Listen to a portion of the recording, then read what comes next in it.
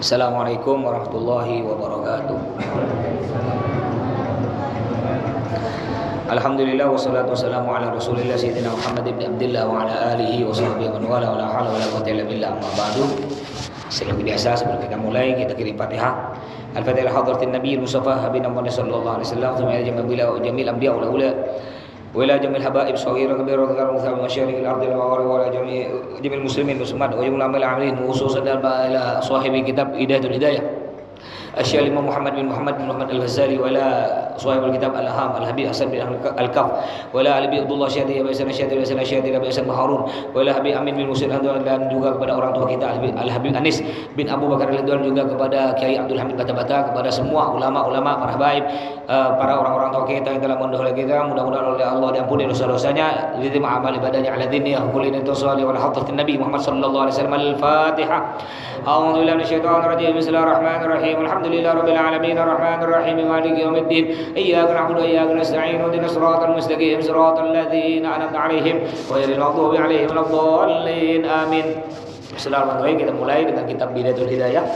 Lanjutkan kemarin Al-Qaulu. Bismillahirrahmanirrahim. Al-Qaulu fi ma'asil qalbi. Sekarang kita membicarakan tentang maksiat hati. Jadi hati juga pada maksiat. Makanya ini kitab ini dua kitab. Ini yang kuning ini kitab Hidayatul Hidayah, kitab tasawuf. Yang ini yang hijau kitab Al-Aham, kitab fikih. Kita wajib belajar itu wajib dua. Kalau kita belajar tasawuf, tidak belajar fikih, bahaya. Atau belajar fikih, tidak belajar tasawuf. Apa nih tasawuf? Tasawuf ini ilmu untuk isi dalam kita, ilmu untuk isi hati. Cara bersihkan hati, ini ilmu tasawuf namanya. Sedangkan fikih ini ilmu untuk luar badan kita, gimana cara sholat yang betul, gimana cara puasa yang betul. Nah, jadi dua-duanya harus luar dalam. Nah, luar dalamnya harus belajar. Kalau cuma belajar fikih, tidak belajar ini, nanti dia sombong. Sholatnya tidak tahu cara sholat yang khusyuk gimana. Atau belajar ini, belajar tasawuf tapi tidak belajar fikih, bahaya, bisa-bisa sesat, tidak sholat, tidak cukup, tak perlu sholat, cukup ingat. Nah, itu gara-gara ini belajar yang biasa nih. Belajar tasawuf tapi tak belajar fikih. Makanya dua-duanya wajib. Nah, jadi bukan cuma anggota luar kita yang bermaksiat, bukan cuma mulut, mata, tangan, telinga, bukan. Tapi anggota dalam kita juga maksiat. Makanya di sini dibahas oleh Imam Ghazali di kitab Hidayatul Hidayah, bahas tentang fi ma'asil qalbi, maksiat hati. Beliau berkata, "I'lam, ketahuilah, anna sifatil madmumah fil qalbi katsirah." Sifat-sifat yang tercela, sifat-sifat yang tidak baik di dalam hati itu banyak sekali. Wa tariqu tadhhiril qalbi min radailiha tawil. Dan cara membersihkan hati kita dari sifat-sifat yang tidak baik di hati itu pembahasannya sangat panjang, sangat sulit. Kita untuk bersih, kalau hati kita udah kotor nih, mau bersihkannya payah. Kalau bagian luar gampang nih. Kepala kita kotor, ada sampo. Gigi kita kotor, ada odol. Badan kita bau, ada sabun. Ketiak kita bau, ada Rexona. Gampang, banyak jual di toko. Obat-obat bagian luar ini banyak jual. Yang paling payah obat hati. Mau cari dokter, ada ke dokter hati? Itu dokter jantung, itu penyakit hati. Maksudnya yang ada di rumah sakit dokter jantung kita. Maksudnya dokter hati nih. Kalau kita kena penyakit iri, dengki, ya sombong apa? Siapa yang bersihkan nih? Bagaimana cara bersihkannya? Nah, di sinilah kita belajar di kitab Hidayatul Hidayah. Terus walakinna nuhadziruka al-an thalathan min khaba'ithil qalbi. Tapi dari beberapa penyakit hati itu banyak. Inti dari penyakit hati yang sangat berbahaya itu ada tiga. Intinya ini tiga. Gara-gara tiga penyakit hati muncul penyakit-penyakit hati yang lain. Tapi kalau kita bersih dari tiga penyakit ini, insya Allah penyakit hati yang lain aman. Tiga ini paling besar penyakit hati. Hiya al-ghaliba ala mutabaqqihatil asri. Sekarang di zaman sekarang ini Imam Ghazali ngarang kitab dulu udah ratusan tahun. Beliau bilang ratusan tahun, bahkan banyak ulama-ulama kena tiga penyakit hati ini. Ulama zaman dulu nih, ratusan tahun yang lalu banyak kena tiga penyakit ini. Apa ulama zaman sekarang? Zaman beliau udah ratusan tahun banyak kena penyakit hati ini. Apa penyakit hati yang tiga tersebut? Wah iya, ada tiga. Ya, ini penting nih. Ya, yang pertama al-hasad, dengki. Biasanya dengki biasa tergantung sederajat. Ustadz dengki sama-sama ustadz. Penceramah iri sama-sama penceramah. Ya, ndak ada, tak nyambung. Masa penceramah, masa kiai iri ke santrinya, tak nyambung. Tak nyambung. Tukang becak iri sama-sama tukang becak, Gojek iri sama-sama tukang Gojek. Masa tukang Gojek iri ke presiden, nyambung enggak? Tak nyambung. Biasanya iri itu udah sederajat. Tetangga iri sama-sama tetangga. Masa tetangga sebelah rumah, masa kita iri dengan tetangga yang di Siantan sana, jauh. Jauh tak nyambung kan? Nah, biasa iri itu sederajat, enggak jauh dia. Makanya kata orang-orang biasa nih, makanya jangan berburuk sangka ya. Kadang-kadang kita nih kan kalau udah sakit, pergi ke dokter, perut besar. Kena dokter periksa sebadan. Kata dokter, enggak ada penyakit, tak ada penyakit. Nah, mulai dah tuh. Tak ada penyakit. Ah, biasa datang ke dukun. Dukun biasa gini nih dukun nih. Dia gini, ini tak jauh nih. Yang ngerjakan tak jauh. Udah mulailah kita berburu sangka kan. Oh, kayaknya tetanggaku. Kemarin tetanggaku jam 1 malam dia bangun, dia nyiram air depan rumah. Mulai dah curiga ke tetangga. Padahal dukun belum tentu betul. Kita udah jelas dosa, sultan berburu sangka pada tetangga. Enggak boleh. Ujung-ujung negara-negara kita punya penyakit berburu sangka, bukan tambah sembuh penyakit kita, tambah parah. Ngapa? Penyakit hati ini bahaya. Terus apa kata disebutkan dalam lanjutannya? Waqad qala sallallahu alaihi wasallam. Nabi bersabda, "Salatun muhlikat." Ada 3 perkara yang dapat membinasakan kita. Ada 3 perkara yang dapat mencelakakan kita dunia dan di akhirat. Yang pertama apa kata Nabi? Syuhun muta'. Syuhun muta'.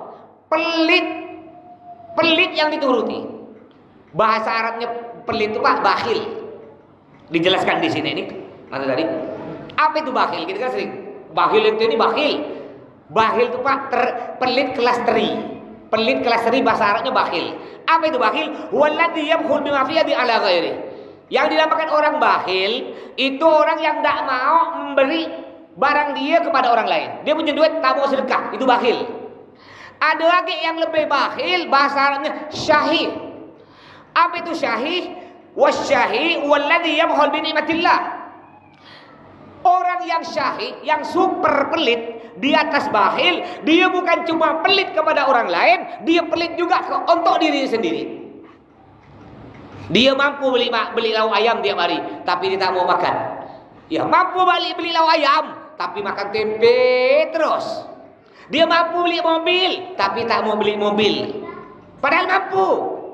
Itu namanya pelit kepada diri sendiri. Dia sakit, dia mampu untuk berobat ke dokter spesialis, tak mau. Dia cuma beli bodrek ya, bodrek terus. Ujung-ujung mati, duit tak sempat dinikmati. Padahal dalam Al-Qur'an Allah berfirman, "A'udzubillahi minasyaitonir rajim, tsumma bi ni'mati rabbika fahaddits." Apa maksudnya itu? Tsumma bi ni'mati rabbika fahaddits. Hei bapak-bapak, ibu-ibu, kalau Allah beri harta pada kita, beri nikmat pada kita, fahaddits, tampakkan. Bukan untuk sombong. Kita mampu beli mobil. Kenapa? Tampakkan kepada orang, ini nikmat yang Allah berikan padaku. Bukan untuk sombong, bukan. Menampakkan. Allah beri nikmat, gunakan. Tapi menggunakan mobil yang betul. Untuk apa? Untuk masjid. Ada tetangga umumkan, siapa mau perlu mobil saya sila pakai bila ya. Untuk yang baik-baik, jangan enggak masin punya mobil. Kadang-kadang orang punya mobil tak noleh. Ya, kalau noleh tak buka jendela. Ada biasa orang, apalah bahaya buka jendela, kalau hujan wajarlah. Saya tak bisa Pak, saya kalau udah pakai mobil, dari berangkat rumah tetap saya buka jendela. Asal kan assalamualaikum. Nyapa Bang, Kak. Nyapa. Sampai kata anak saya, apa Bapak nyapa terus Pak? Iya, tak bisa. Ya, tak bisa tetap. Kalau udah belok al-falah, udah jalan raya baru saya tutup. Kecuali kalau hujan deras wajar. Makanya punya mobil jangan sombong-sombong, buka tuh jendela, nyapa. Ya payah amat. Emang rusak kalau buka mobil 10 kali jendela. Tak ada cerita rusak. Ya, itu yang pertama syahih. Syahih itu pelit untuk diri sendiri, bukan cuma orang lain. Kalau pelit ke orang lain bakhil, kalau syahih untuk diri sendiri. Ada tuh Pak orang Pak. Ya Allah, padahal duit kaya miliaran, duit tuh. Tapi tetap ya pakai itu dia. Sendal tak diganti. Songkok dia warna hitam sama warna coklat. Ya, bolehlah beli tak usah ganti, tapi dia punya songkok yang mahal, dia punya. Jadi sekali-sekali pakai songkok yang mahal. Oh, dia pakai motor jelek sehari-hari tak apa-apa, tapi dia mobil punya. Begitu maksudnya. Nampak kan? Summa bi nikmati rabbika fahaddits. Tampakkan nikmat Allah berikan. Guru saya nih, Al Habib Salim Asy-Syatiri. Habib Salim Asy-Syatiri, Pak, Masya Allah. Ketika saya mondok, beliau punya mobil macam-macam. Beliau punya mobil mereknya Velfire. Tahu ya? Tahu, pernah dengar? Beliau punya mobil, tahu harganya kurang lebih 3 miliar. Beliau punya mobil mereknya Hammer. Hammer, tahu Pak? Mobil Hammer, bukan Hammer di rumah. Bapak itu, saya punya 2 butik di rumah. Tongkol tuh. Tahu tak mobil Hammer tuh harganya 4M. Ya cuma bedanya, jangan kita berburu sangka. Kadang-kadang kita berburu sangka, masa ulama kaya? Berarti ulama itu cinta dunia? Tak ada. Ini kita banyak salah. Apa yang dinamakan warok, bukan warok, zuhud. Yang dinamakan zuhud apa? Yang dinamakan zuhud, mereka tidak cinta dunia walaupun mereka kaya. Itu zuhud, Pak. Jangan Bapak kira ada orang pakai songkok dari hitam sampai coklat, kancing baju lepas semua sak sebuti ya. Bapak kira, oh berarti Pak Ustaz ini tak ada cinta dunia. Belum tentu. Bisa jadi dia tak mampu beli. Coba dia punya duit. Jangan pula kita berusaha ada ulama umpamanya, contohnya guru-guru kita lah. Umpamanya Ustaz Somad pakai mobil mewah. Ya, subhanallah.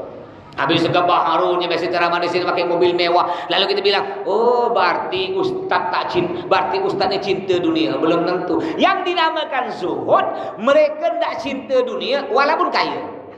Contohnya Al Habib, guru kita Al Habib Amin Al Hinduan. Habib Amin, Masya Allah kan rumahnya di mana-mana beliau, kaya beliau, mobil di mana. Jadi andaikan, ini tanda orang zuhud ya, ulama yang zuhud. Andaikan mobilnya hilang, tak ada nangis dia. Ustaz, mobilnya hilang. Oh udahlah, itu orang zuhud, tak ada cinta dunia. Rumahnya terbakaran, Ustaz, tengah ngajar, rumahnya terbakaran. Ya balik sebentar. Oh, mau dia apakan lagi? Itu zuhud. Mereka tak cinta dunia walaupun mereka kaya. Kayak ada seorang santri, ini ada cerita, biasa Abi nyampaikan. Ada seorang santri ini, dia pergi ke kiainya. Dia suka ngelihat kiainya. Karena kiai itu Masya Allah, kiainya nih Pak, sangat zuhud Pak. Kata-kata santri ini, ndak cinta dunia. Kiainya sehari-hari pakai baju jelek. Satu-satunya kekayaan milik kiai itu cuma kendi. Tahu kendi ya? Ada kendi yang tempat air itu. Zaman sekarang tak ada. Kalau zaman dulu banyak rumah-rumah punya kendi itu. Sampai dulu saya masih ingat Umi belum mampu beli kulkas. Itu di rumah ada kendi Pak, diisi air. Kalau bulan puasa, ini cerita kalau bulan puasa nyuri, tahu nyuri tak? Tak puasa tuh, tapu minum. Apa kata budak sekarang? Mokel. Jadi karena Abi diisi itu kendi. Diisi kendi maksudnya biar nanti buka puasa maghrib sejuk. Zaman dulu kan nggak ada kulkas, orang kaya zaman dulu punya kulkas. Diisi subuh-subuh biar nanti maghrib sejuk untuk buka puasa. Saya tukang curinya. Masih kecil dengan Mas Hirul berdua. Saya minum. Lap bulan. Nanti kalau udah siang-siang kuat puasa. Lemah padahal udah kenyang perut dah. Lama-lama Abi curiga. Ngapa pula aku nyimpan air hilang terus air ini? Saat separuh. Akhirnya Abi diintai kena Abi. Diisi air benar-benar. Diintai Abi. Ya, Abi pura-pura keluar, saya masuk di dapur, kayak minum kan. Dengan Mas Irulnya berdua minum. Oh, ini rupa maling ini. Ketahuan. Jadi ada cerita nih. Ada ulama kekayaan dia cuma satu-satunya cuma kendi.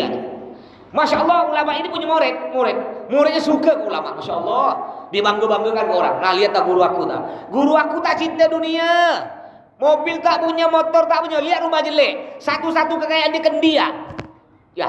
Lalu dia pergi ke guru, saya ini minta amalan kepada guru, saya ingin minta amalan biar saya bisa seperti guru yang Masya Allah orangnya zuhud tak cinta dunia.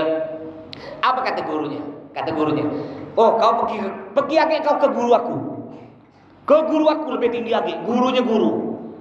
Akhirnya ketika pergi ke gurunya guru, ketika dia nyampe di situ, ngelihat, baru nyampe rumahnya ngelihat, rumah gurunya, Masya Allah rumahnya mewah. Kalau zaman sekarang mobil bersusun, Dalam hati berkata, ini tak cocok. Masa gurunya guru kayak gini cinta dunia. Dah tak jadi aku minta amalan ke dia, balik aku. Ketika balik keluar, dilihat kena gurunya guru. Kau sini kau. Kau nak apa? Saya rencana nak minta amalan dari guru saya, tapi kata guru saya pergi ke gurunya guru, pergi ke sampean. Tapi saya lihat masa sampean cinta dunia. Apa kata beliau? Kata gurunya guru, kau bilang ke guru kau tadi yang cinta dunia.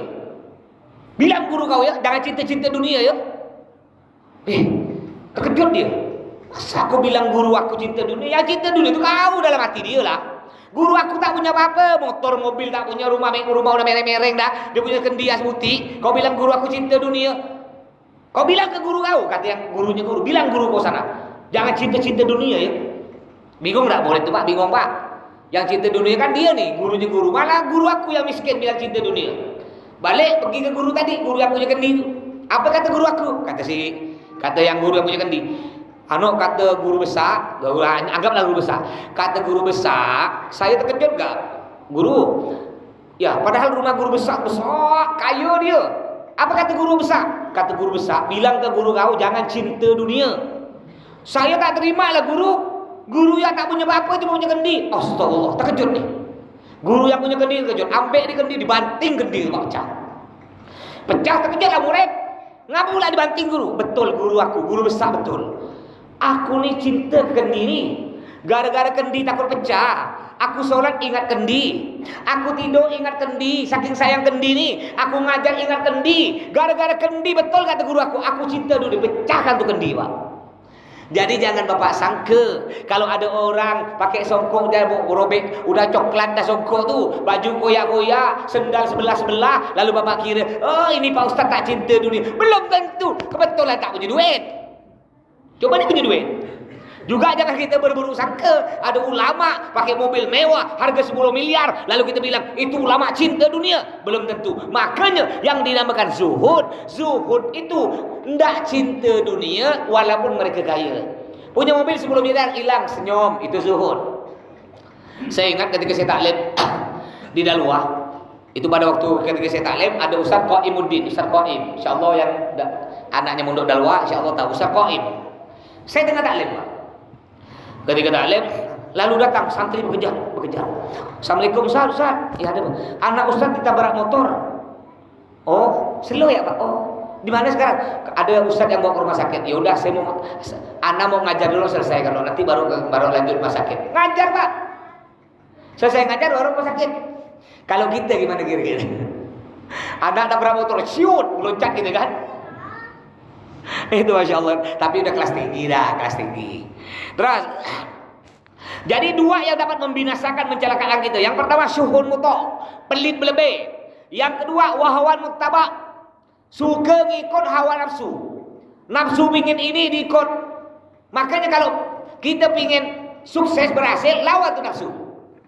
Ibu-ibu, biasa kan malam-malam di habis isya, ada nak mamang ayam, mie ayam lewat? Ada kan? Mie ayam lewat. Ibu suka, bapak pusing. Betul lah Pak. Bukan apa, habis mie ayam lewat pentol nyusul. Pak, kata dia pentol. Nyusul lagi bakso, Pak, kata dia. Makanya kalau lebaran, ya Pak, lebaran ibu-ibu senang Pak ya. Hampir-hampir lebaran tuh Pak, kurang-kurang 2 minggu. Ibu senang Bang. Hampir lebaran Bang, suka. Bapak pening balak. Pening balak, berapa juta ge aku keluar ge. Bang gorden ganti Bang, iya. Bang arisan kue belum dibayar, iya kata dia. Daging Bang, iya. Pening. Cuma laki-laki itu tidak berkata Pak. Laki-laki itu simpan di sini. Bu ya, makanya lebih banyak laki-laki mati dulu daripada istri. Laki-laki jarang simpan di sini. Makanya kalau ibu ingin suami ibu panjang umur, jangan ibu omel-omel dia. Sayang ibu. Makanya kenapa banyak suami mati dulu? Kenapa? Kenapa banyak suami mati dulu? Karena banyak suami kena penyakit terkejut. Banyak mati dulu. Terkejut dia. Sampai ada dalam kitab dia namanya Al-Imam Daqiqul Aid. Al-Imam Daqiqul Aid. Dipanggil kalau bahasa Indonesianya Ustadz Tepung Gendom. Ngapa pula dipanggil Ustadz Tepung Gendom? Karena beliau nih Pak, ketika Jumat terakhir bulan puasa, beliau mau pergi ke masjid, mau khutbah Jumat. Ini Jumat terakhir bulan puasa. Ketika mau ke masjid, bininya bilang, "Bang, jangan lupa ya, balik dari khutbah Jumat jangan lupa, ni hampir lebaran ni aku nak buat kue. Mentega 3 kilo, telur 2 butir, tepung gandum 2 kilo. Ingat bang, tepung gandum 2 kilo, ingat ya." Kebetulan suami ni, wah ya Allah bu, udah beban berat letih kerja, ya dititipkan itu lagi, takut lagi ke bini tu. Dari rumah jalan kaki biasa baca selawat, enggak baca selawat, berzikir itu. Mentega 3 kilo, telur 20 butir, tepung 2 kilo, mentega 3 kilo, daripada lupa kena omel. Akhir sampai masuk masjid, solat sunnah, habis solat sunnah zikir lagi dia sambil nunggu azan. Mentega 3 kilo, telur 20 butir, tepung 2 kilo. Akhirnya khutbah Jumat. Ketika khutbah Jumat, masyarul muslimin rahimakumullah, wahai kaum muslimin rahimakumullah, lupa dia. Yang dia ingat tepung 2 kilo, tepung 2 kilo. Lupa dia bu. Akhirnya orang panggil dia. Ada betul dalam kitab ni. Dipanggillah Al-Imam Daki Qol'id, Ustaz Tepung Gendong. Gara-gara bini terlalu banyak memberi beban pikiran kepada suami ya. Jadi hawa nafsu itu dilawan. Nanti mie ayam lewat bu, ibu pingin mie ayam, lawan bu, jangan ganti Indomie. Ibu pingin makan ayam, paha ayam, lawan kepala ayam. Dilawan tuh nafsu. Kalau pingin nyampe ke Mekah, kalau pingin umroh, banyak kita ini kan bilang, ngapa tak ada umroh? Tak mampu mas, tak ada duit. Sekarang ini kan bisa kredit. Tahu kredit, nabung nanti berangkat umroh, nabung nanti berangkat ke Mekah. Kita bilang tak mampu. Nabung untuk umroh tak mampu, tapi kredit motor mampu, kredit kursi mampu, kredit kulkas mampu, kredit atau nabung untuk umroh tak ada mampu. Ngapa? Karena tadi gara-gara mie ayam. Coba lawan. Boleh lah mie ayam, boleh sekali-sekali, seminggu sekali. Jangan pula tiap malam mie ayam lewat di stop. Ada lagi yang kue yang kue apa tuh zaman dulu. Saya sebut kue Apollo. Yang bunyi itu, yang dari yang tepung warna hijau, ada gula merah, kue apa namanya itu? Bolu ya, bolu. Kalau saya bilang kue Apollo karena bunyi Apollo tuh gitu, stop lagi. Terus wa ijabul mar'i nafsi. Yang ketiga yang dapat membinasakan kita, mencelakakan kita, wa ijabul mar'i nafsi. Kita bangga dengan diri sendiri, bangga. Biasa gini nih, jalan hancur, jalan gangnya hancur. Lalu kita semen seorang, pakai duit seorang, semen. Lalu ngomong, kalau bukan aku nih, ini biasa nih. Kalau bukan aku nih, tak mulus jalan nih. Kalau bukan aku yang cari suara tuh, si Dewa tak mungkin menang. Aku. Dia suka ngomong aku. Itu namanya ijabul mar'i, membanggakan diri sendiri. Itu tak boleh, tak bagus. Bisa mencelakakan kita nanti di akhirat. Terus, jadi yang pertama amal al-hasan. Al-hasan Nabi bersabda, wa qala Rasulullah sallallahu alaihi wasallam, Nabi bersabda, al-hasad ya'kulul hasanat kama ta'kulun narul hatab. Iri dengki dapat memakan amal ibadah kita sebagaimana api memakan kayu bakar. Kita punya rumah, Pak, rumah dari kayu. Lalu kena api. Nyampe tak 5 jam habis di rumah? Tak nyampe, 1 jam pusai itu rumah. Sama juga dengan kita. Kita tiap hari sholat, ya puasa, baca Quran, berzikir, sholawat, istighfar, banyak amal ibadah kita. 1 kali yang kita iri, 1 kali hangus semua amal ibadah kita, hilang gara-gara iri 1 kali. Saking bahayanya penyakit iri. Karena penyakit iri ini bisa datangkan penyakit dosa-dosa lain, Pak. Kita gara-gara iri ke tetangga, kita pun main dukun. Cinta ditolak, dukun bertindak. Kayak ada bilang Walid tu. Walid tak Dewi boleh? Tak nak lah. Kan? Gara-gara penyakit iri. Gara-gara iri tangga, main dukun. Disantet tetangga. Gara-gara iri tangga, manggil orang untuk juri itu rumah tetangga. Gara-gara penyakit iri. Orang iri nih, Pak, tanda-tanda orang iri, senang melihat orang susah, susah melihat orang senang. Itu tanda orang iri. Susah melihat orang senang. Kalau ada tetangga nih, penyakit orang iri, ada tetangga beli sepeda engkol, demam 3 hari 3 malam. Bulan depan tetangga beli sepeda motor, sesak napas. Bulan depan tetangga beli mobil, mati. Itu iri. Asal ngelihat tetangga beli emas, langsung sakit jantung. Ngelihat tetangga rumahnya dicat atau dirombak, dibangun baru tua tingkat, gini lagi, kayak orang nak mati. Ini penyakit iri itu. Jadi orang iri senang melihat orang susah, susah melihat orang senang. Senang melihat orang susah. Kalau ada tetangga rumahnya kebakaran, nyaman. Rumahnya kemalingan, suka. Tetangga anaknya tabrakan, nyaman, disuka. Langsung orang iri ngeluarkan pantun. Apa pantunnya? Tutul bencoklat, tulat, kata dia. Nyabol, tidak ada betulnya orang. Kalau ada orang iri, tidak ada betul. Salah terus. Tidak ada orang betul kalau orang iri. Jadi ada satu kampung, Pak. Ini dalam kitab juga disebut. Ada satu kampung, terkenal satu kampung, disebut Kampung Al-Hasan, kampung dengki. Ngapa pula satu kampung itu terkenal semuanya dengki. Tak ada betul kalau ada orang di situ, tak ada betul. Suatu hari ada bapak dengan anak. Bapak dengan anak lewat kampung iri itu, kampung dengki. Mengendarai satu ekor keledai. Satu ekor keledai naik berdua, bapak dengan anak. Tahu keledai, Pak? Saya ketika mondok di Hadramut di Yaman biasa numpak keledai. Keledai itu kecil. Lebih kecil dari kuda. Kentutnya Masya Allah, nyaring kentut. Udah keluar kentut, bau lagi kentut keledai. Dan keledai ini bodoh. Kalau kuda kalau jalan ada lubang depan, kan meloncat kuda. Keledai tidak. Kalau kuda kan walaupun kita tidak tarik ke kanan, tetap dia asal ada lubang meloncat. Kalau keledai tidak. Keledai ada lubang, kita harus tarik kanan biar dia belok. Kalau tidak ditarik, bujur ke lubang tuh. Itu keledai. Saking bodohnya hewan keledai ini. Jadi ada bapak dengan anak, dia lewat kampung dengki, kampung Al-Hasan, kampung dengki, mengendarai satu ekor keledai. Bapak dengan anak lewat kampung itu. Apa kata orang kampung itu? Allah, bapak anak tak tahu kasihan. Keledai satu ekor naik berdua, tak tahu kasihan. Apa kata bapak? Salah kita nak. Balik ya? Salah balik. Besoknya lewat lagi. Bapak naik keledai, anak narik. Lewat kampung itu lagi, salah lagi. Bapak tak tahu kasihan. Dia enak-enak di atas keledai, anak suruh narik. Salah lagi nak. Balik lagi gitu nak. Besok lewat lagi. Anak naik keledai, bapak narik keledai. Lewat kampung itu, salah lagi. Anak kurang ajar.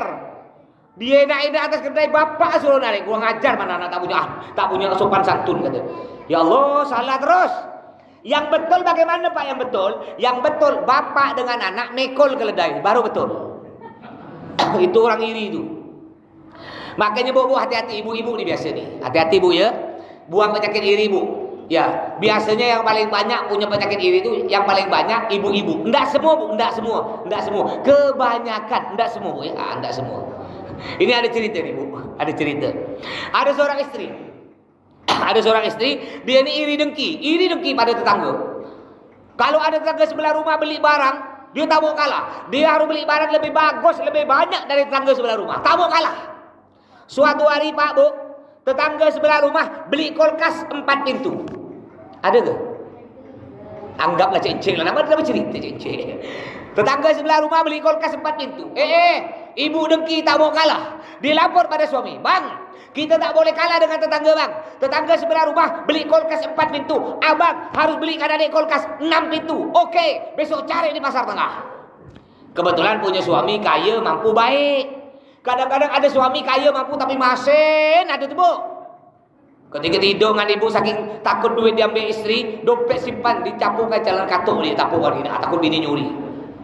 Makanya ibu jadi istri yang pintar cari duit, ngerti bu? Ya, jadi istri yang pintar cari duit. Di mana saja suami ibu nampungkan duit, ibu tahu.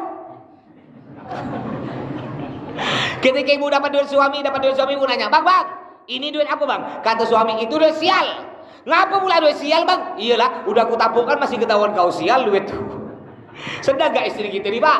Istri kita ini punya prinsip begini ya, bang, duit kau, duit aku bukan duit kau. Kalau tak percaya cobalah pak, coba bapak punya utang ke istri bapak 100.000, ditagih terus tuh. Bang, mana utang kau bang? 100.000 bang.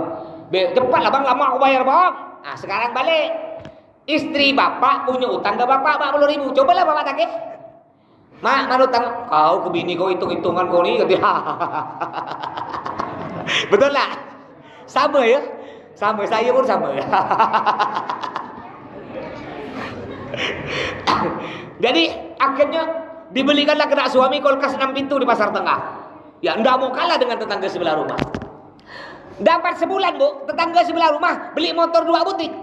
Ini istri tak mau kalah. Lapor lagi pada suami, "Bang, kita tak boleh dengan tetangga. Tak boleh kalah dengan tetangga, Bang. Tetangga sebelah rumah beli motor 2 butik. Abang harus belikan adik motor 3 butik." Oke. Dibelikan betul. Dapat sebulan, Bu, tetangga sebelah rumah kawin lagi. Kata suami, kata dia. Aku nyakal, kata dia. Kebetulan suami ini dari dulu ingin kawin lagi, cuma tak berani. Suaminya takwa. Apa maksudnya takwa? Takut sama istri tua. Dia punya akal. Aku punya akal, kata dia. Dipanggil bininya, "Dek, sini kau, Dek." "Iya, Bang, ada apa, Bang?" "Dek, kita tak boleh kalah dengan tangga sebelah rumah." "Betul, Bang, tak boleh kalah," kata dia. "Tetangga sebelah rumah kemarin beli kulkas 4 pintu, abang belikan adik kulkas 6 pintu. Bagus, Bang. Tetangga sebelah rumah beli motor 2 butik, abang belikan adik motor 3 butik. Bagus. Sekarang tetangga sebelah rumah punya 2 istri, abang tak boleh kalah, harus punya 4 istri." Itulah, Bu, gara-gara itu ya senjata makan duan, gara-gara iri. Makanya ayo kita buang penyakit dengki, penyakit iri ya dari hati kita. Apa merugi kita kalau iri, Pak? Sekali iri langsung angus ya amal ibadah kita. Baik, mungkin sebelum saya lanjut kita fikir sedikit-sedikit, ada pertanyaan dipersilahkan. Nanti kita lanjut, insyaallah malam Selasa depan penyakit lanjutannya. Ada yang mau tanya silakan. Ya, silakan. Surat Al-Fatihah itu dibaca berulang-ulang dalam sholat. Kedua, dalam surah Al-Fatihah itu ada tercampur lain, apakah termasuk firman Tuhan atau firman Allah? Itu gimana? Kayak ihdinas siratal mustaqim. Oh iya, kenapa Fatihah dibaca berulang-ulang? Itu tidak tahu juga sih alasannya. Terus di Al-Quran kan ada ihdinas siratal mustaqim. Ya Allah, berilah kami jalan yang lurus. Itu firman Allah. Jadi Allah menceritakan di dalam Al-Quran bahwa nabi ini gitu, Pak. Dan contoh lagi, Rabbana atina, ya Allah berilah pada kami fid dunya hasanah. Jadi Allah mengajarkan kepada kita untuk berdoa. Allah menceritakan isi Al-Quran itu, Bang. Isi Al-Quran itu doa. Isi Al-Quran juga cerita tentang nabi-nabi. Dan banyak cerita di situ. Nabi Yusuf, Nabi Yakub. Ya semua itu dari Allah Subhanahu wa taala. Dari Allah, bukan dari kita, dari Allah. Isi cerita, tapi Al-Quran itu pasti betul. Makanya kehebatan Al-Quran nih, dimanapun Al-Quran tetap bahasa Arab. Bahasa Arab. Di Mekah bahasa Arab. Sejauh-jauh di Indonesia. Kita bukan orang Arab, Indonesia. Kita bukan orang Arab, kan? Kita orang Indonesia. Tapi Al-Qurannya bahasa apa? Bahasa Arab. Saya pernah nyampe di India. Saya 4 kali nyampe India. Balik kampung saya sahrukan. 4 kali saya nyampe di Mumbai. Pada waktu itu sebelum corona, bawa jamaah umroh transit di India, di Mumbai. 4 kali saya nyampe bawa jamaah umroh. 4 kali. Saya di musola saya lihat Al-Quran di India sama bahasa Arab juga. Makanya kalau ada orang mau merubah Al-Quran tetap ketahuan. Kenapa? Karena itu orang semua di dunia yang hafal Quran semuanya sama, berbahasa Arab. Itu Al-Quran. Jadi Al-Quran isinya memang ada cerita, ada doa, semua dari Allah Subhanahu wa taala. Ya. Kayak tadi Rabbana atina fid dunya hasanah. Ya baik, ada lagi. Kalau yang kenapa Fatihah diulang-ulang, enggak tahu begitu. Saya enggak tahu. Ada lagi? Silakan. Ini mengenai ini Ibu, Mas. Ya. Mengenai ini Ibu nih, Kak. Ibu. Udah pernah ngini ceramah, saya ceramah kayak gitu, Mas. Ibu ini kan para seorang juga. Saudara dan bagus toh, kedua melayani suami. Melayani suami ini kan maksudnya sejarah pada umrohnya, Mas. Ini kan tidak. Itu saya tidak pernah dengar tuh ya. Kalau melayani suami pahalanya sama dengan umroh. Yang ada hadis tuh begini. Idza shallatil dengarkan ibu-ibu ya. Idza shallatil mar'atu khamsaha. Jika ibu rajin salat 5 waktu, wa shamat syahraha, dan puasa di bulan Ramadan, wa ta'at zaujaha, dan taat pada suami, tidak ngelawan suami. Apa kata Nabi? Faltadkhul jannah min ayyi babin sya'at. silakan ibu-ibu masuk surga dari pintu mana saja. Surga 8 pintu. Kalau ibu rajin sholat, puasa Ramadan dan taat pada suami, ibu silakan mau masuk pintu mana ya? Terbuka lebar semua untuk istri seperti ini. Nah, sedangkan tadi kalau taat suami sama dengan umroh pahalanya, aduh saya tidak tahu. Ya, tidak tahu. Mungkin bisa jadi ada hadis lain, ada yang riwayat lain mungkin. Sampai kan pernah ada bu mas. Ada suami juga pernah Jumat boleh gua pilih orang sampai. Pernah Jumat tapi Allah selalu kacau gua kamu ini sampai. Oh betul, sunnah. Ya betul. Ada musuh tak tu? Allah, saya suka beliau ni. Kalau dah pernah masuk satu kali, saya toleh terus beliau. Karena nanyanya lucu-lucu. Ya, masih ingat beliau ni. Yang diingat itu kayak itu. Saya pernah jelaskan, suami istri, ya sunnah-sunnah berhubungan suami istri, diantaranya malam Jumat dan hari Jumat sebelum ke masjid. Kenapa disunahkan hari Jumat sebelum ngaji? Kan kita Jumat kan mandi besar tuh, mandi Jumat sekaligus biar mandi besar. Itu maksudnya. Malam Jumat, kadang-kadang malam Jumat ada gurau-gurau. Ngapa balik? Bunuh Yahudi loh. Benar tak? Kan hari sila ya. Besar pahalanya. Jadi dianjurkan, disunnahkan ya kalau bisa malam Jumat atau hari Jumat sebelum berangkat ke masjid. Ini disunnahkan. Jangan sampai kita Pak, jangan sampai pula ya seminggu tidak sampai tidak berhubungan dengan istri. Ya terutama biasa nih, kita ni kan laki-laki biasanya kalau umur 30 tuh masih semangat, 30 ke bawah. Kalau udah 40 ke atas tuh, nah, apalagi 50 itu biasanya perlu pakai obat. Obat apa tuh nama dia? Pokok obat lah ya, enggak apa-apa boleh. Dalam kitab Fathul Mu'in wa yusannu tadawi, dianjurkan berjamu. Bapak-bapak dianjurkan berjamu, ibu-ibu pun berjamu. Enggak apa-apa, untuk apa? Biar tambah harmonis, tambah bahagia rumah tangga. Dianjurkan Pak. Tapi hati-hati, jangan sembarangan. Jangan pula beli pil-pil di toko obat tuh. Yang sekali minum langsung jantung bebar gitu. Gitu ya. Habis cepat mati ujung-ujung itu. Jantungan. Hati-hati Kak. Ya, pokok kalau tanda-tanda obat itu udah jantung berdebar-debar, udah nanti sakit kepala, napas payah, jangan, itu bahaya. Cari yang alami-alami. Kan ada pinang muda, macam-macam lah. Pandai gak ya? Ya, ada ya. Nah, jadi memang sunnah. Disunahkan malam Jumat, hari Jumat. Atau kalau tidak bisa malam lain pun tidak apa-apa. Pokok intinya jangan sampai istri diliburkan. Ya. Baik, ada lagi? Nah, kalau tidak ada kita lanjutnya belajar fikih. Walaupun sedikit ya. Ini saat 10 menit insyaAllah. Masih bab puasa. Bismillahirrahmanirrahim. Masih belum habis bab puasa. Aqsamul iftar bi'tibari ma yalzam bisababi arba'ah. Bagian-bagian kita boleh batal puasa itu ada 4. Al-awwal yang pertama, ma yalzam fihi al-qada' wal fidyah. Ini penting nih untuk ibu-ibu terutama. Kalau kita tidak puasa, maka kita yang pertama, kita wajib mengganti puasa dan bayar fidyah. Fidyah itu apa? Denda. Kapan tuh Mas? Dalam 2 hal. 2 hal kalau kita tidak puasa, kita wajib bayar puasanya dan bayar denda kalau ada 2 hal. Kita puasa gara-gara 2 nih. Kita batal puasa gara-gara 2. Yang pertama, li khaufin ala ghairi. Al-iftar tidak puasa sebabnya apa? Li khaufin ala ghairi. Karena takut bahaya atas orang lain. Contohnya, kafitril hamil li khaufiha ala janiniha. Ibu hamil. Ibu tak puasa. Ngapa ibu tak puasa? Karena kalau sampai saya puasa bahaya. Ngeri takut bayi nih. Bayi tak makan, tak minum dalam perut, nanti bahaya. Kalau ibu tak puasa karena ibu takut terjadi apa-apa pada bayi yang dikandung, nanti habis lebaran wajib diganti puasa dan kena denda. Berapa dendanya? 1 hari 1 mud beras berikan ke fakir miskin. 1 mud itu berapa? 6 on. Jadi per hari 6 on. Kalau sebulan paling 30 hari, 6 on kali 30 berarti berapa kilo? Berapa tuh? 6 on kali 30. 18 kilo. Ya, jadi kalau tidak puasa ibu 18 kilo beras berikan ke fakir miskin. Jadi kalau ingat ya, ibu tidak puasa gara-gara apa? Ibu hamil takut terjadi apa-apa yang bahaya ke dalam bayi dalam perut. Yang kedua contohnya, ibu nyusukan anak. Ibu takut kalau sampai saya puasa nih, nanti air susunya sikit. Karena kemarin dikongsikan bapak, habis. Sikit mamanya. Nanti kering. Kalau kering bahaya ke bayi.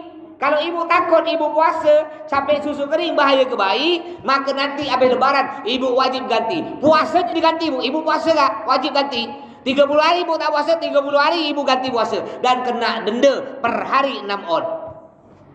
Gimana Mas? Saya enggak puasa bukan karena takut bayi. Lanjutannya di sini. Wa ma idza aftarata khaufan ala anfusihima wa ala tiblihima falaysa alaihima illa al-qada faqat. Jika ibu tidak puasa karena ibu takut terjadi sesuatu pada ibu sendiri. Ibu tidak puasa, ngapa? Hamil nih. Kalau sampai saya puasa bahaya, nanti saya lemah. Bukan karena takut untuk bayi, takut ke diri sendiri. Saya nanti lemah, nanti terjadi apa-apa pada saya. Ibu cuma wajib nanti ganti puasa, tidak kena denda. Ngapa ibu tak puasa? Karena ibu nyusukan bayi. Ngapa ibu tak puasa? Nyusukan bayi. Itulah nanti kalau saya puasa, nanti saya yang lemah. Bukan bayi, saya takut terjadi pada diri sendiri, bukan takut pada bayi, takut pada diri sendiri. Itu cuma wajib ganti puasa tanpa bayar denda beras. Ya. Yang kedua dia wajib ganti puasa dan kena denda siapa? Al-iftar ma'a ta'khiril qada. Dia tidak puasa beserta mengakhiri mengkodok puasa. Contoh gini maksudnya. Bapak sama gak? Bapak umpama bulan puasa kemarin punya utang 5, sakit 5 hari. Atau ibu datang bulan punya utang 5 hari. Bapak sakit 5 hari. Bapak wajib ganti Pak. Silakan. Mau ganti hari ini 1 boleh, minggu depan 1. Pokoknya intinya 5 lunas. Rupanya bapak ibu tidak ganti, lupa. Sampai ketemu dengan bulan puasa lagi. Ketemu lagi dengan bulan puasa. Baru bapak ingat. Masuk bulan puasa hari pertama, astagfirullahaladzim, aku ini punya utang 5 hari, lupa. Gimana dia kena? Ya kalau dia lupa tidak dosa, kalau sengaja dosa, kalau lupa tidak dosa, tapi tetap ganti. Nanti habis lebaran, dia wajib tetap gantinya tetap 5 hari, cuma dia kena denda per hari 6 on beras, per hari, kalikan 5. Oh dia lupa.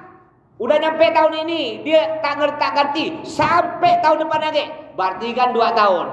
Gantinya tetap puasa 5 hari, cuma berasnya 2 kali lipat. Yang asalnya per hari 6 on, jadi 1 hari 1 kilo 2 on, dikalikan 5 hari. Sampai 10 tahun, 6 on kalikan 10 hari. Kalau harinya ganti puasanya tetap 5 hari, tapi dendanya berlipat. Terus. Yang kedua, yang kedua. Ma yalzam fihi al-qada' duna al-fidyah. Kalau kita tidak puasa, cuma wajib mengganti puasa tapi tidak kena denda. Sebab apa kita tidak puasa? Sebabnya kalmu ma'alih, seperti orang pingsan. Ada yang pingsan atau ayan. Ya penyakit ayan, tahu penyakit ayan dia? Penyakit ayan, saya punya kawan dulu di pondok. Penyakit ayan itu tiba-tiba dia tengah kita duduk-duduk ngopi-ngopi, tiba-tiba gitu, keluar buih dari mulut. Gimana umpama ada orang puasa, lalu dia tiba-tiba ayat atau pingsan, dia cuma wajib mengkodok, wajib mengganti, tapi tidak kena denda, Kayak bapak sakit punya utang 5 hari, tidak wajib ganti, cuma kena denda, wajib ganti, tidak kena denda. Ibu-ibu datang bulan 10 hari, ibu hanya wajib ganti puasa 10 hari, tapi tidak kena denda. Itu kan contohnya. Terus Atalis yang ketiga, ma yazam fihil fidyah dunal qada'.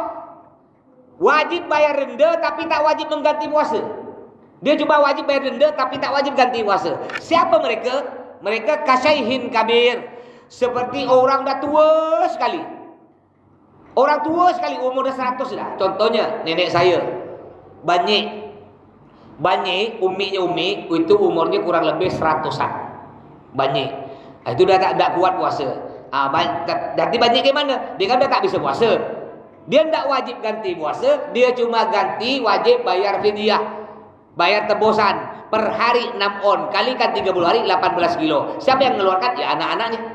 Bagikan ke fakir miskin. Ya banyak. Kalau Umi juga sama. Umi masuk yang kategori kedua. Wal marid alladzi la yurja bur'uh. Orang sakit yang kata dokter payah nak sembuh. Contohnya Umi itu punya penyakit lambung. Jadi kalau puasa tidak kuat Umi. Makanya Umi tidak puasa.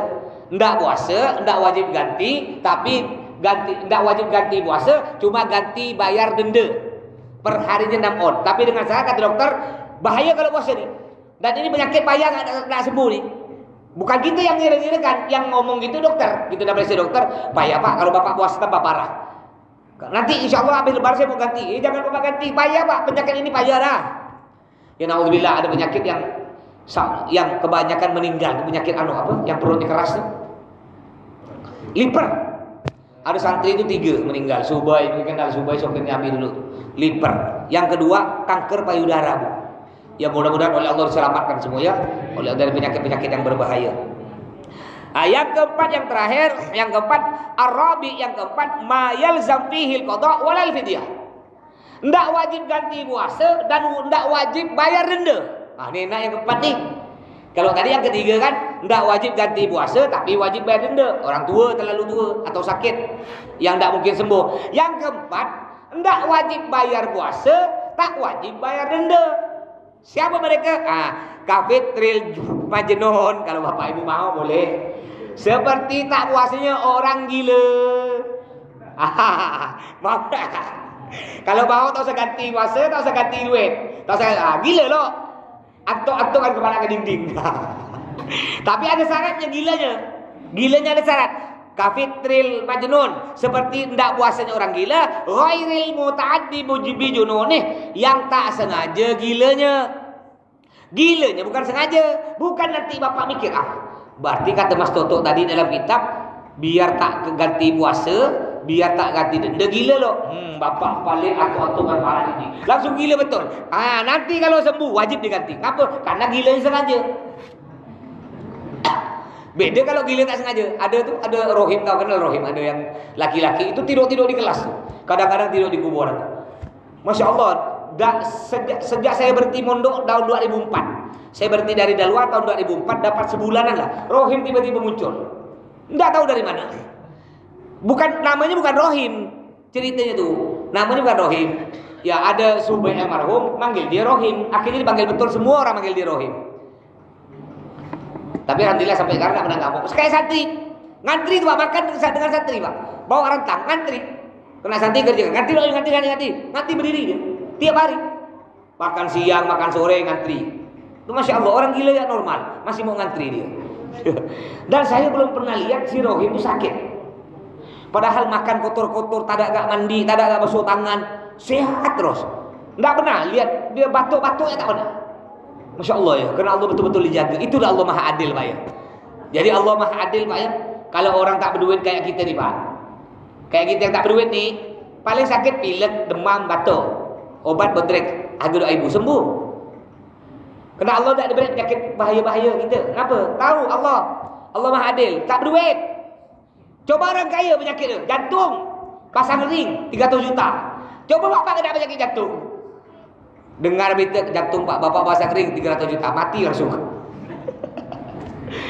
Itu letak keadilan Allah ya, Masya Allah ya. Kalau orang kaya kan penyakitnya cocok kan duit dia. Jantung. Apa kayak penyakit orang kaya itu? Apa yang mahal-mahal? Liver, kanker otak, yang miliaran berobat. Kalau kita ni lah, cukup ya lah. Ya, makanya dalam Al-Quran, la yukallifullahu nafsan illa wus'aha. Yang artinya Allah tidak memaksa hambanya kecuali kemampuannya. Jadi Allah beri kita coba penyakit, Allah tahu. Udahlah, ya kau beri penyakit batuk lah, cukup bodrek. Ya, apa penyakit batuk ya? Misal grip, ya, udah kena Allah. Tak ada diberi jantung Pak, kasihan kalau jantung ya. Cukup duit cukup itu dah. 2.000 cukup lah ya. Kayak saya dulu mondok di Dalwa, Masya Allah dulu Dalwa nih. Namanya Dokter Abdurrahman. Enggak tahu masih ada apa enggak. Ini Masya Allah, semua penyakit obatnya sama. Ini zaman dulu, sembuh pula tuh Pak. Saya pergi ke beliau, zaman dulu bayar 1.000 berobat ke beliau. Kena abu yang disiapkan. Kita sakit mencret, obatnya itu. Saya lihat namanya sama tuh. Tulisannya sama, warnanya sama. Batuk ya itu enggak, pilek ya itu enggak obatnya. Demam itu enggak, sembuh pula tuh ya. Obatnya itu ya. Masya Allah. Baik, ada pertanyaan sebelum kita nunggu adzan, hampir adzan nih. Dipersilakan. Ada pertanyaan lagi ibu-ibu? Ini yang masalah puasa nih Mas. Masalah? Masalah basah. Okey. Udah dengar dia nak buat bukan juga. Sampai basah tu. Bila boleh? Masya Allah. Beliau punya anak buah tahu. Faham saya nak buah beliau. Masya Allah. Ya. Tapi rajin puasa. Siapa dapat buat? Pahalanya lari ke siapa? Lari kepada orang tua pertama yang sudah meninggal. Dapat. Yang kedua lari pada siapa? Lari kepada orang yang nyuruh dia puasa. Termasuk yang berikan duit buka puasa untuk dia. Dapat pahala juga. Pak Drai beri duit untuk dia buka puasa. Dapat pahala. Pak Drai juga nyuruh. Puasa kau. Awas tak puasa kau ya. Dia takut. Puasa. Dapat pahala. Terutama orang tua yang sudah meninggal. Dapat pahala. Ya, dia dapat pahala, hitung pahala. Kayak budak kecil anak kita yang belum balik. Alhamdulillah anak saya yang kelas 1 ni umur 6 tahun setengah. Mulai tahun ini tak punya utang, Pak. Sama sekali tak punya utang. Full. Tahun lalu masih punya utang 5, tahun ini tak punya utang. Ya dari umur 4 tahun kita latih. Anda punya utang. Dia gimana? Dia dapat pahala? Enggak. Anak yang belum balik, dia solat, ini kayak ini belum ke sini ini belum balik. Pahala bukan untuk dia, tak dapat pahala dia. Siapa yang dapat pahala? Orang tuanya. Orang tuanya berangkat ke masjid, berangkat. Dapat pahala orang tua. Cuma kadang ada ke orang tua tu, dia nyuruh anak berangkat masjid, berangkat. Ngaji kau sana.